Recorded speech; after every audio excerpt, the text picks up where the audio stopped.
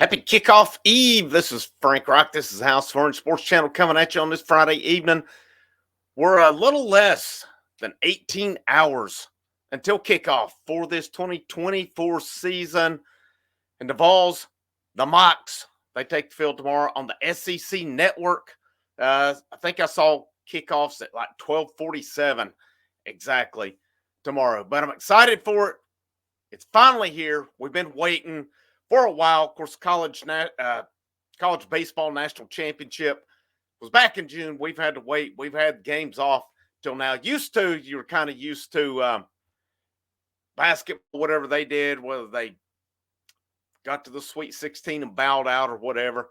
And in baseball, there was really not a whole lot there. But these last specifically 4 years now, baseball's really held people over and given them really, less time to get ready for football now, and especially the investment that there's been the last, 4 years here. Like I said, with going to the College World Series, 3 out of the 4, and then that 2022 team being what it was. And so people, there's not that as big of a dead period as there has been like March to August waiting for it. A little shorter, but still yet. It's time. It's time for football. The Vols kick off tomorrow. What constitutes success for this football team tomorrow? Everyone's expecting a big victory. This is not as easy as just saying, well, a win constitutes success. Yeah, I mean, a win, great. But Monday night, Kerry and myself, we made our predictions. He said 63-3. I said 52-10 on it. That was on Monday night. I'll link that at the end if you want to listen to our preview, our predictions along the way. But what means success? I mean, probably plenty of you watched last night as NC State played Western Carolina. I think I saw it end up 38-21. I didn't watch any of it. But, NC State was coming in, planning on mopping the floor with Western Carolina, getting their subs in, playing plenty of guys. Now, does that mean I think it'll be easy next week for Tennessee against NC State? No, but Tennessee's got a game to play beforehand, and Chattanooga is a top 10 FCS team coming into this one, higher ranked than Western Carolina. So when you get into this one tomorrow, what to me means success? Well, I was reading an article on volquest.com today, and Brent Hubbs made sense. He said your younger guys like Nico, like your linebackers, your defensive backs, or like an Arian Carter specifically, your defensive backs, you want to get as many reps as possible for those guys. A Lance Hurd, you want to get as many reps as possible for those guys. But to me, my first thing I start off with is you're able to dictate when you make subs. Meaning by that, you take care of business. You come out, you put your foot on the gas, you put your foot on their throats, and you don't let off until it's time to let off, which is the end. Ideally for me, Nico plays. Personally, I would probably pull him at halftime, but also I understand getting him reps. I mean, if that game is out of hand at halftime, there's such a drop-off. And we talked the other night about how we would feel confident in Gaston Moore if he had to go in. But let's make no mistakes about that. Having Gaston Moore in is nowhere near the same as having Nico Iamaleava in. Maybe you get him some extra reps in that second half, if it warrants it. I mean, we thought that with Austin Peay last year. And, of course, Austin Peay, they played the kind of game that if I'm Tennessee, I never schedule them again. Chattanooga, I was reading an article. Wes Rucker does his Better Know a Foe on 24/7, talking to the Chattanooga writer. And he said the Chattanooga writer said he doesn't see Rusty Wright coming in, just trying to make a point and stay close and control ball and keep him off the field. He said he thinks that he's good with trying to see where his team's at by playing the style they want to play. And I respect that as well with it, because their bigger picture is FCS. It's not this game. This is big. It would put them on the map. But, if they win this game and don't do much in their conference or in FCS, it's kind of irrelevant in respect. So in this case, for me, Tennessee take care of business. I say midway through the third, you pretty much got all your guys out. I think it would be a success if at halftime you can get Cade Mays, Spraggins, you can get those two guys out. Um, you can get Dylan Sampson out realistically, because I think they'll try to get reps for Nico. You can rotate your running backs as you want and as you wish. You can play younger guys on the offensive line, getting them some snaps just in case something happens later on.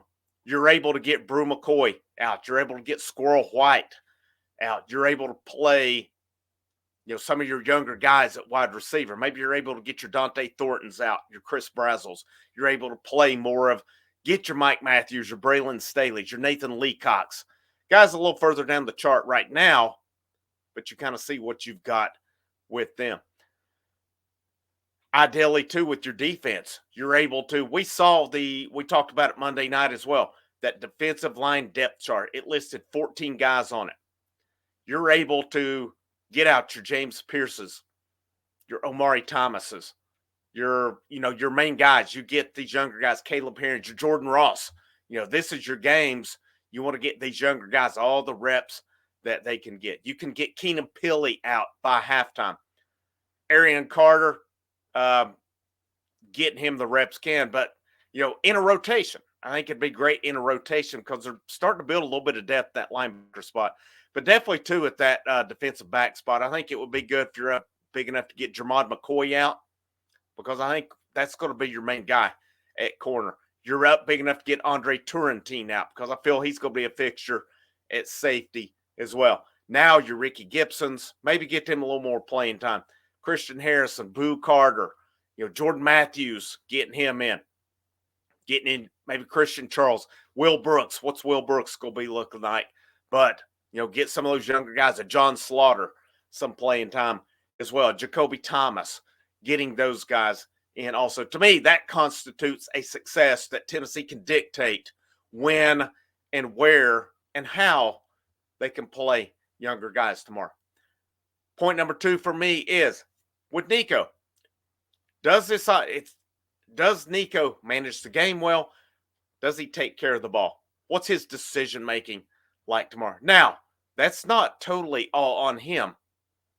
If that offensive line does their job and gives him all the time he needs, sure, it is. If that offensive line does not do their job and Nico's running for his life all day, that to me constitutes a concern. Okay?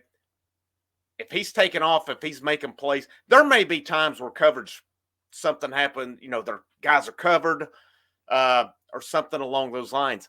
Can Nico break down that defense and take off? And it may be a case that line does their job.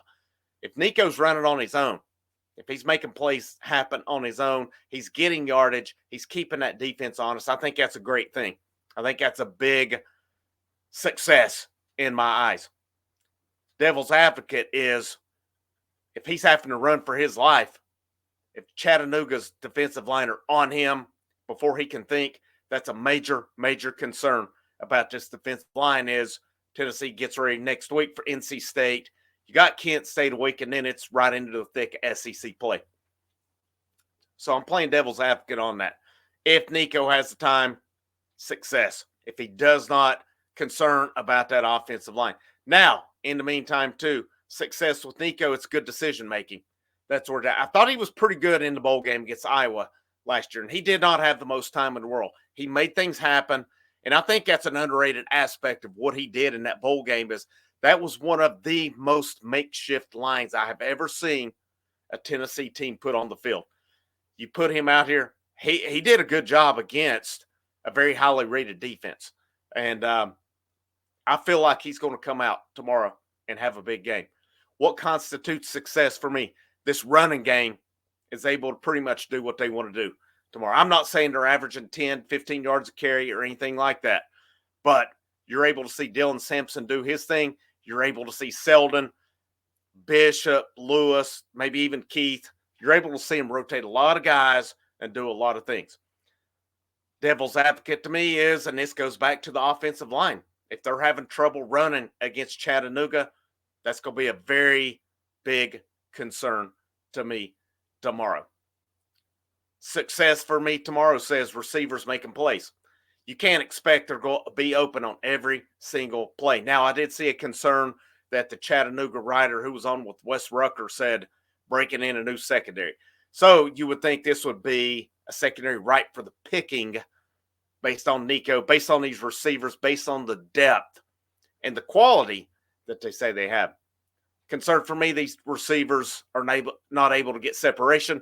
They're not able to make plays tomorrow. That's going to be a concern tomorrow. And if your main guys cannot get that, if I'm Josh Heupel, if I'm Kelsey Pope and staff, I start looking for, hey, who can get this for me? And I make adjustments based on how I wanted to. Defensive line. Okay, and we'll shift to the defense. Now, I'm excited about seeing the tight ends. It's kind of, to me, great if tight ends do things, but we've heard about Ethan Davis, Kitzelman. We've really not heard a whole lot about Holden Stays. We've heard a lot about even Ethan Davis. Can this team use the middle of the field? That's going to be a big one to me because I feel like predominantly been an outer perimeters team. Can they use that inside the field? Do they have that receiver? I think Brew's going to be that guy for sure who can use the middle. What about these tight ends? Can they open up that middle and make some mismatches with not only Chattanooga's linebackers, but linebackers moving forward? Shifting to the defense, success for me. This defensive line tomorrow, especially, I don't really think they'll go 14 deep in a tight situation, but could they? Around 10 to 12. I think there's a couple guys listed that are more maybe blowout type games. Maybe not. Maybe it's a case of these guys are up there ready. But to me, success, this defensive line has their way tomorrow, especially with all the bodies that they're playing. Chattanooga has a strong quarterback. They have a strong offense. They have a strong receiving core tomorrow. Chase Artopius, come from UCLA. He's 23 years old. He's played football. He's played good football for Chattanooga. I think it's Javon Watley, his name. Top-notch receiver. Could have went up to FBS. He could have went up, and he did not. And that's so to me, what kind of pressure are you getting? You're playing, again, this Tennessee defensive line should outman Chattanooga's offensive line.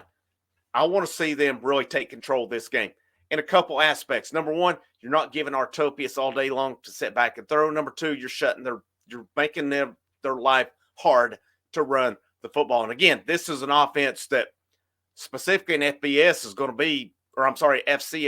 be one of your top offenses. Can Tennessee put enough pressure on them that really makes their life hard tomorrow? That's what I'm expecting. That's what I hope to see. What constitutes a concern for me?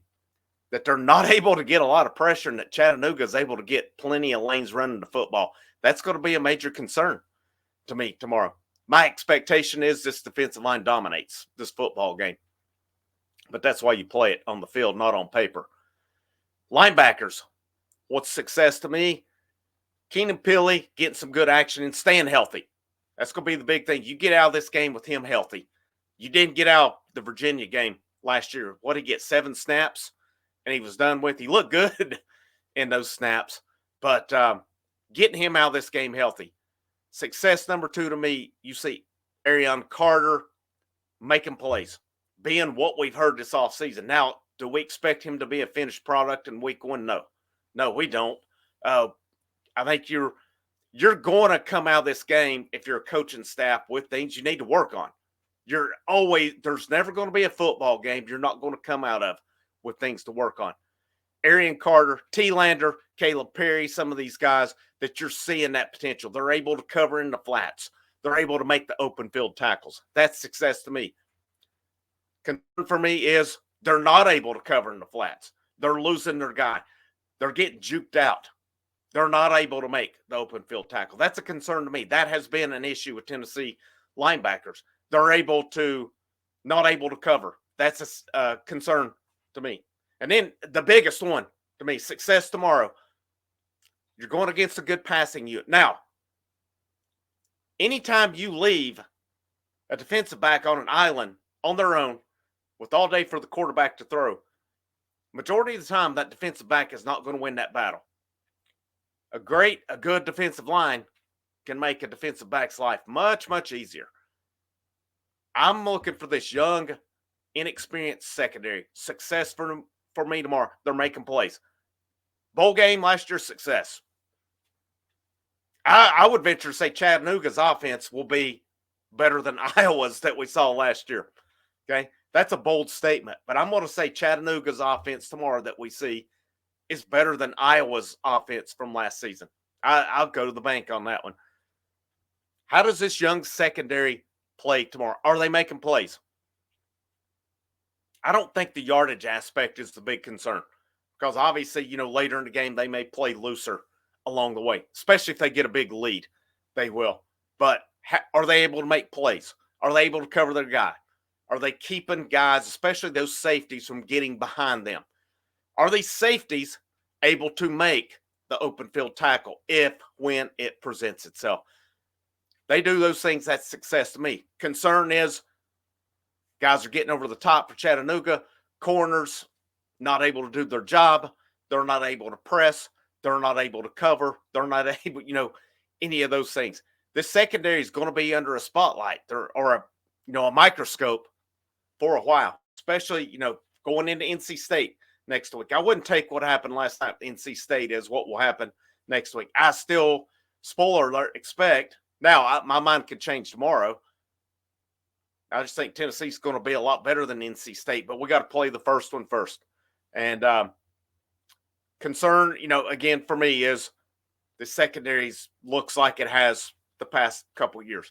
It's the same thing. They're not able to cover guys. They're not able to make tackles. If we're seeing that in game one tomorrow, just wait till we see NC State, Oklahoma, some of these better teams down the line. It's going to be the same old, same old. I expect a better, more polished, more athletic secondary than what we've seen the last 3 years. I really do. Maybe I'm setting myself up for disappointment tomorrow, but that's what it is. Success to me is blowing Chattanooga out tomorrow. Blow them out. Do what you want. That was my first point, but I'll come back to it. You're getting all the guys that you can to play in time that they want tomorrow. And then I think one more success is if the kicking game presents itself, you're breaking in a new kicker. I know there was an or on the depth chart. The odds are it's going to be Max Gilbert. Put him in. Let him, if the opportunity presents itself, let him kick a long field goal. See what he's got. That's a success. A concern to me is if he's a guy who the consistency is not there. And I don't think that will show up for a bit. But, you want to see the kicking game at least do its job.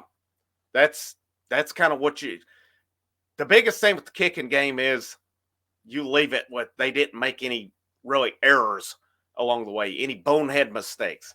That's the big thing to me. But I think I still stick to it 52-10. I could see it being more.